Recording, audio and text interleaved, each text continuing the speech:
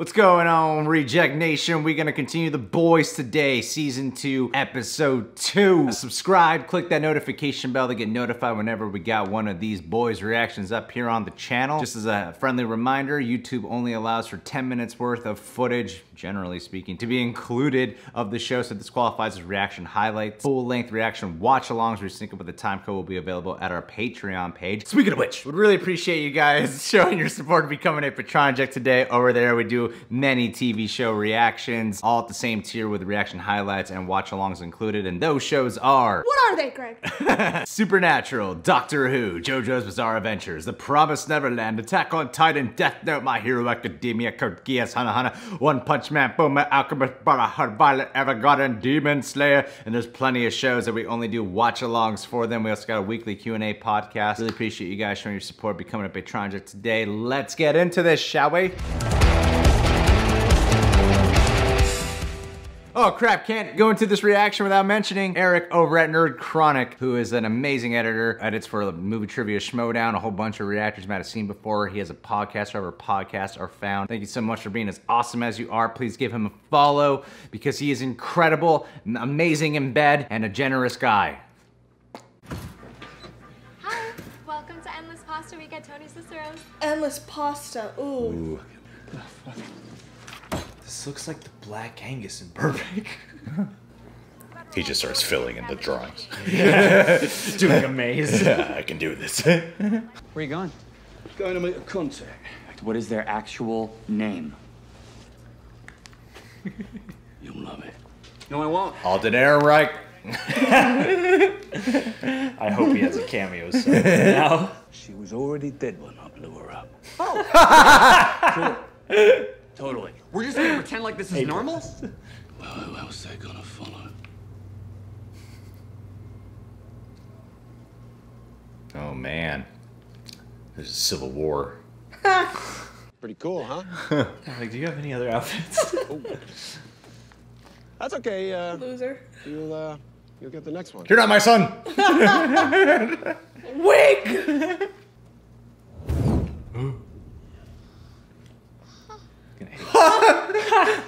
You're my son.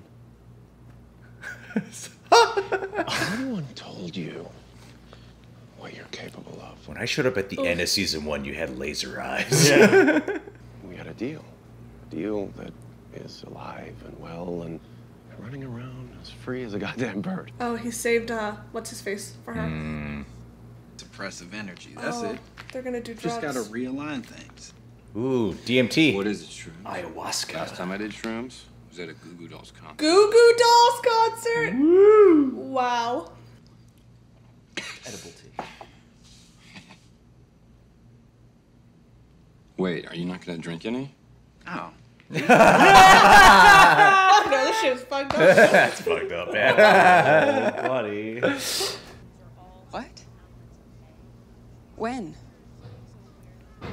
Ray Fisher suing Warner Brothers? Does he have the proof? Something to do with a suit terrorist smuggled into Jersey a couple of nights ago, and that is where we start. Honestly, it's like asking a con. That's what I'm expecting. You're only here because you're desperate, fucked, and you want something. All right, fuck it. Grace, wait. Just hear me out. Here's a fresca. Hey.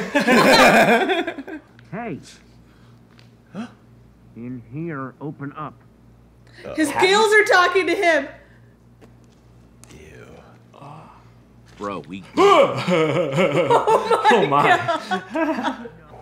Love yourself. Remember Melissa Dabrowski, the kindergarten teacher you finger banged backstage at the VH1 Educator Award? That's Patton. Patton Oswalt. Yeah. That's Patton Oswalt. Yeah. Let me out, man. Just let me out. Here you go. Let me out, man. Ride it, brother. Turns out my appendix was about to burst. Well, There are easier ways to get my attention. You could die from something like this. But I didn't. So I guess you don't need to save me. So glad she put on makeup while laying in the See hospital the doctor. bed.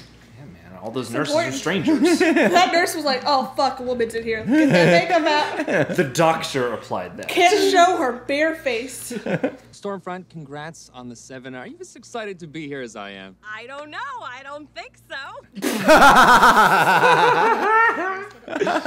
I don't think girls do anything better. I think chicks and dicks are in it together. That rhymes. It's good marketing. Oh, that's me. This is a mislead. It's supposed to make us like her.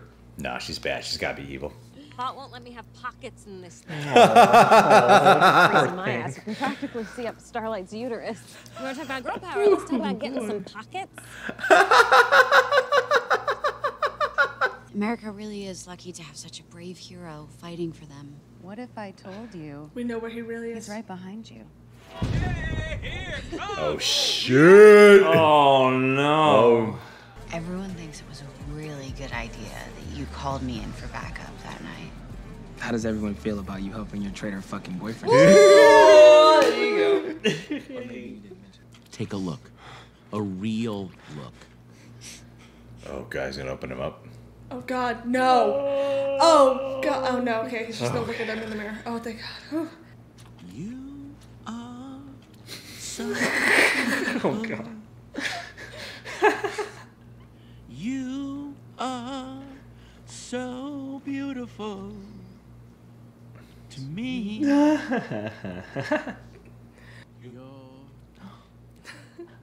Everything I hope for. Everything I need. They're outside the doorway. Yeah. What'd you just put in your boot? Why don't you tell me what's in my boot? Uh-oh. He put it in, Stormfront's purse. He did? She did. Oh. Shall we? Yeah, you're right. Verified. Homelander is quite upset that this information was concealed from him. Corporate has made a decision not to antagonize him further. You need to make him leave. Just keep him calm. Our best guess, he'll get bored and move on. I don't know that. That's a terrible guess. Yeah, that's it. Homelander and I went to this Oscar party for 12 Years a Slave. There's this producer, he swapped place cards so he could sit next to me. 2 days later, there's a fire in his office. They found his head in one room. And his torso in another. Homelander's jealous. Homelander? Oh no, not everyone should be going against the guy. You think Homelander did that? The things Yes. that I've watched him do.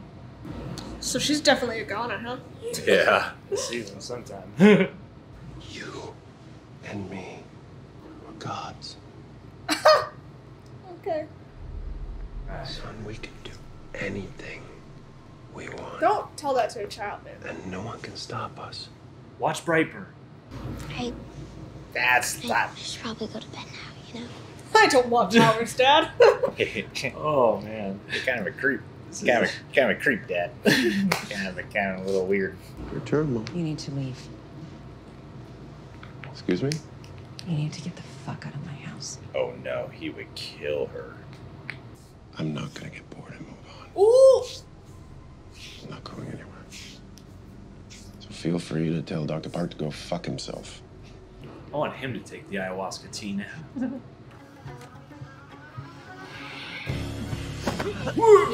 Oh, wow! Why? Girl?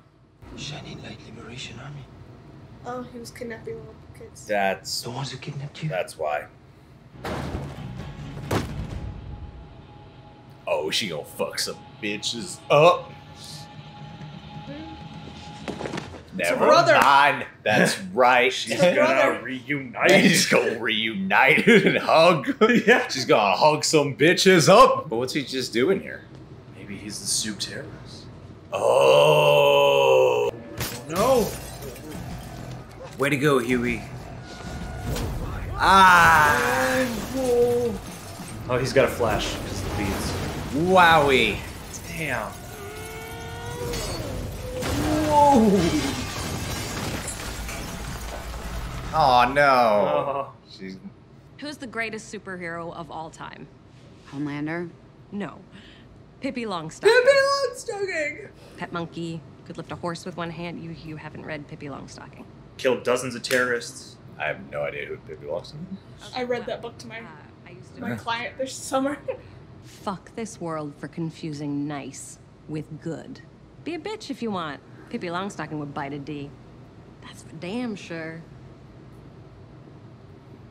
Bet we'll see that before the season's out. Becca's alive. What? She had a little boy with her, right? Spit an image of Homelander. I thought he's just one of them. I gotta find her. And I gotta get her the fuck out of here. And I need your help to do it. Oh, Butcher getting vulnerable. And by rights, you should tell me to fuck off. But still, I'm asking. Come on, guys. What would the Spice Girls do? Break up. That's true, yeah. Solo records. Okay, look, you got me. I'm having a heavy flow day. It's... Oh, God, you dumb bitch. You're not gonna do shit. Why is that? Because you killed your fucking girlfriend. All those needles jammed into her arm at the same time. I mean, one of them actually shattered the bone. Did you know that? You know, say if Sports Illustrated found out. If you do that, I'm gonna take you down right with me. I don't give a shit. Give me back my compound V. I says, bitch. どうでもいいのか。スーパーヒーローがバーサの真っ二つにしたんだぞ。子供ごと学校が潰されたのも、ガス爆発でゆりかごの赤ん坊が焼かれたのも、こんなはずじゃなかった。でも奴らは合ってたよ。抵抗しなきゃ一緒に戦おう。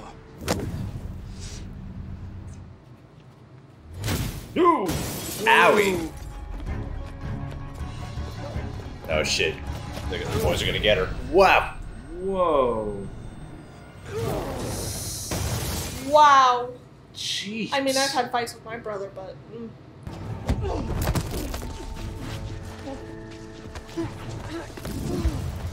Smart, Won't smart. do any good to kill him. Rip his head off. Cheers, love. At least someone's got some sense around here. Uh-oh. he looks scared. Shutting up. Oh! You had it coming. You come between me and my missus again, I'll fucking kill you.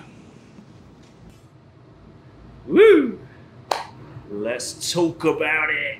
All right, guys, well, you can still feel there's a percolating tension happening here. There's something around the corner. Something exciting is to come, but right now we're still in setup terrain, all right? You start off this episode with getting a little bit acquainted with what's going on with Butcher. You see him at the end of season 1, and that was it for him. He was just there, apparently, and then he got transported back to that restaurant. I actually like that scene where he got vulnerable with the gang. It's different than what Butcher was like in season 1. He was doing a little bit of his con artist game, or not really con artist, but holding out on some truths in order to get to his goal, but he had to become a little bit more vulnerable in that sequence. Not that I want him to go all super sensitive this season around, but now that he knows his wife is alive and there's a chance of actually having her back in his life, it makes sense for his character to have a bit more of a sensitive angle to him when the moment really calls for it. Can't wait for him to be Ryan's stepdad.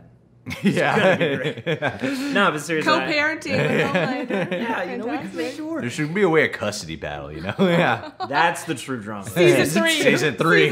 Jensen Ackles will be their lawyer. Yeah. I really appreciated that too, and it's only one scene, but yeah, to get, because, you know, Butcher is such a badass. Carl Urban plays him so well, it would be really easy for him to fall into that, like, stereotypical badass mold, and I thought that that moment was a nice moment of vulnerability that read really straight, and that I just, bought and felt. You know, even though it's just one little interlude of the episode. So I watch a lot of things with Olivia, and I'm always the one who's getting grossed out, and she's usually fine. This was a rare moment where I was like, oh, she's actually grossed out. The gills. The gills. Take it away, Olivia. Yeah, they were gross. Thanks, Awesome. Olivia. Verified. Knocked it out of the park The there. Deep should feel bad about his gills. Disgusting. Do you feel sympathy for him yet? Absolutely not. Why would I? He gets what he deserves. That's what's weird to me about the perspective of the show sometimes, though, is because it sometimes seems to take this like sympathetic angle with him, at least in the way the show's capturing it. Do you think I'm sitting here going, I'm so glad this rapist is finally finding his inner joy? Yeah, exactly. Yeah. He's not a good guy. This show will take this sympathetic approach with him, but they'll also, you know, still take a side step. Even with the Gills talking to him, they were saying like the way you feel about yourself is the reason why you do what you do. So the show will still at least be aware, like, he's not a good person though. He still does these terrible things. Hey man, maybe somebody out there who's done what the Deep has done will have their trauma unlocked by this little plot line. Yeah, that's who on this show. TV show. That's who this show is trying to connect with. Yeah. Waking John, people you're up canceled. to do Yeah, better. You're this canceled, is, John. this is the Jesus demographic Christ. the boys is aiming for right now. Yeah. We really want people to sympathize with rapists. I do find that, yeah, it is kind of an odd angle, and I guess I appreciated it for just the sheer blend of how surreal and goofy, but also, yeah, kind of psychologically on point that scene is. And so, yeah, it creates this weird fascination for a character, yeah, who, like, as a person, I don't like. I think it's meant to be goofy, honestly. Yeah, I think it's not meant to be like sympathizing. I think it's meant to be, look at this is kind of goofy because he's sitting in there singing "You Are So Beautiful." Like, that's goofy. Yeah, exactly. So I guess sympathetic would be not the correct word, but a pitiful Pathetic. look at him. Yeah, it's always pathetic. Like, it's Yeah. the only form of sympathy because he's always the punchline. Yeah, that's true. Even in that very moment, he is. But Chase Crawford, you got to give him like some respect for the kind of performance that he puts on. As much as this show has this pitiful look at him, he does a great job at living that character, you know? And I've always just known him as a pretty boy until this show, where I'm like, no, this guy's got some actual acting chops. And I only associate him as a pretty boy because I never actually saw his actual work. So that's all on me. It's not from any of the previous work. Just went up a notch in my I mean, book. You're he on was notch in one. Gossip Girl, so you're Oh, not okay, far I off. think that's why I just thought that. Even though I never saw Gossip Girl, I'm like, just a pretty boy, you know. So the Stormfront character, who I'm really liking a lot, with the show doing its thing with talking, with its commentary, with media, with Stormfront, she's getting all fed up and being like the outspoken one in VOT and talking against like the way VOT's PR codes tend to be, going against the grain of what often gets kind of like a Brie Larson person in trouble when you just call out the bullshit in these media interviews. I love the way they capture that there. And I actually like the complexity it's drawing between the dynamics of the relationship with her and Starlight. We know Starlight is really on more of the side of Stormfront here, that she is going through with the act because she's working undercover in a lot of ways. But you can see why Stormfront also views her as a sellout. Exactly. Totally, yeah. I mean, and that's part of the identity crisis that she's in. Stormfront, I don't trust her. Right? There's got to be something, because I think the show's gearing you up for this thing of, oh, maybe Starlight can find a friend, a confidant within Stormfront, but no. She seems way too like libertarian for that. Yeah, there's something happening here where the show's trying to set you up for, oh, maybe she could become a goodie, but no, she's not. There's something up with her. Well, because there's something about the way she puts out her vibe, and like, yeah, she's saying the right things and the things that you want to say, but there's something about the way she says them that suggests like a darker attitude underneath. Yeah. I just think it portrays that she's kind of putting on a front, I feel like, because she just joined A storm the 7. front? What? Is her name in the show? She just joined the 7, yet she's not trying to get to know them at all. She's not trying to be included. So I feel like there's hints there that there's something deeper into why she's there. Deep? Well, and funny enough, Homelander? Black. She saw the starlight? Yeah. Oh, man. I sort of suspect her of doing what she accused Starlight of doing. I feel like she's probably collecting info for some Because she was hired directly by Giancarlo Esposito, so there's something up with her, right? And she's different than all of them, and nobody seems to care that she, like in the last episode, she came in and like, all this VOT stuff is bullshit. Yeah, she's getting away with all of it. Yeah. But maybe that's all a bigger part of the beyond just the character, like, ooh, just pulling out the rug. Maybe that's bigger part of the commentary. I think it has to do with the Compound V somehow. Like, maybe... Yeah, maybe I'm reading too much into the show. It's Yeah. just with the Compound V. Hey, maybe it could be both. Maybe it could be about Compound V, but also about something deeper. Yeah, perhaps. Speaking of the Compound V, A-Train coming back into the picture. Oh. So Very fast. Oh, yeah. He really hasn't told anyone, like, the truth. You'd think by now he would have said something, especially upon waking up. I feel like he would have said something to someone. What incentive would he have to not have said something? I don't know, maybe... That's a really good question. Yeah, I was gonna say, maybe we'll find out why he didn't say... Does he need her for anything? Maybe he agrees with what she's doing, finally, because of all the shit he went through last season. I don't know. Or maybe there's, some, like, moral part inside where he's like, well, like, they did save me. Yeah, I was gonna say, maybe he feels obligated because they saved him. Yeah, and he definitely feels bad deep down about Pop Claw. Yeah. There seems to be something a little bit different about his character. Yeah, because in the last season, of course, he's like always on edge. He's really like a drug addict portrayal. I was gonna say maybe he's not high on drugs Yeah, anymore. exactly. It was a drug addict portrayal. But then this time around, it seems like he's had some type of epiphanies, but he's also still an asshole. Like, I'm not exactly sure what they're doing with his character. Homelander wanting to be a daddy. Oh, yeah. Homelander wanted to be a daddy. That was... Interesting. I wish he was my dad. What is with Milk and Homelander? Oh, man. Because he was...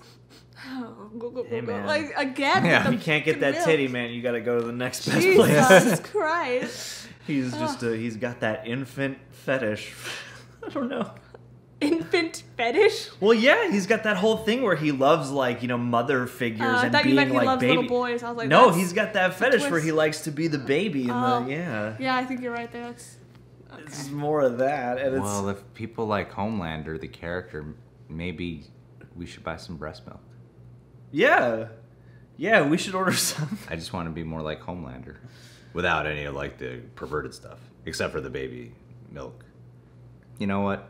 Let's move on from this subject. All right? You guys think Becca's gonna die? I think Becca's gonna die. I think she's gonna die. I think we're gonna get to know her. We're gonna feel comfortable. Be like, we're gonna get that hope in some way. boom, head explodes. Somewhere. Yeah, I think Homelander's gonna like what's to stop Homelander from killing her? I mean, if anything, she's setting herself up to be an obstacle in the way of him feeling like he can truly connect to his son, right? It's very interesting to see her stand up to Homelander because I'm like, why?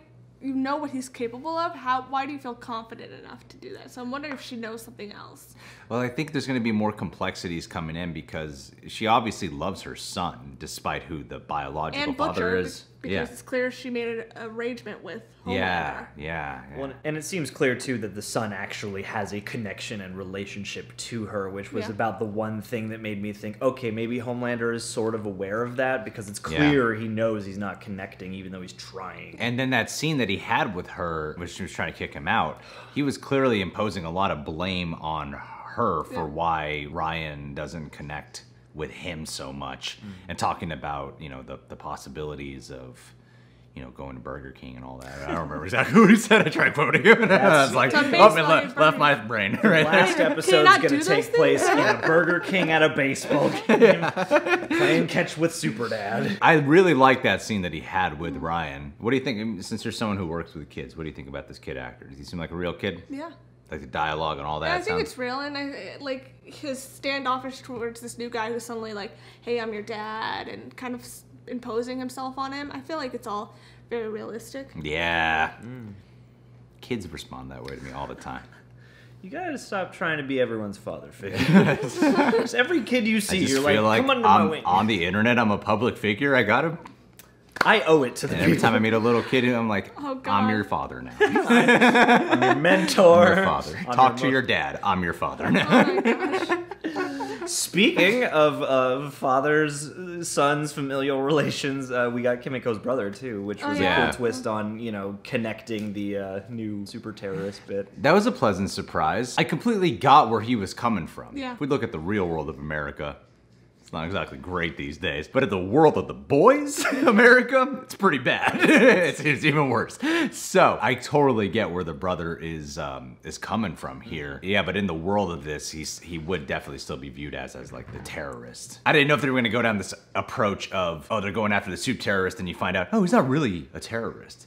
So I guess the angle is he's not really a bad guy. It's clear that our own corruption is sort of motivating what he's up to, but at the same time, this is A, not going to fly with, the regular America, but B, this is definitely not going to jive with Butcher and their plan. Yeah, so he's still technically a terrorist, even though he's not a bad guy. One of those things. Even though, and you can count on that playing in, I'm sure. Some Yeah. kind of, exploration of that conflict. But I just really loved their scenes together. Like, I really believe their relationship. I love the just body language things they would do with each other, and the difficulty of the actual debate of, like, yeah, America's doing some messed up stuff, and you can tell how much she's pleading with him, but there is that, wedge between them, and I thought that was really nicely acted. Speaking of believable relationships, how do you guys feel about the Elena, Queen Maeve, Queen Mauve relationship? I have a hard time, really, because I just feel like she's gonna die eventually. I'm like, Maeve? okay. Yeah. And I don't know. I keep waiting for Maeve to become like a little cooler.